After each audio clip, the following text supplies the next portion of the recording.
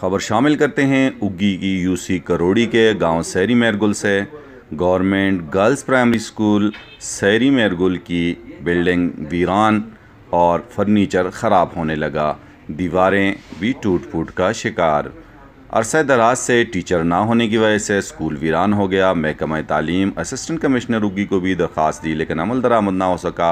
अहलियान सैरी मेरगुल मोहम्मद कासिम तनोली के मुताबिक उन्होंने असिस्टेंट कमिश्नर और डीओ और एसडीओ महकमा तालीम ज़नाना को कई दरख्वास्तें दी लेकिन अमल ना हो सका और मजबूर होकर आज सेक्रेटरी तालीम खैबर पुख्तूनख्वा को दरख्वास्त और लेटर लिखा।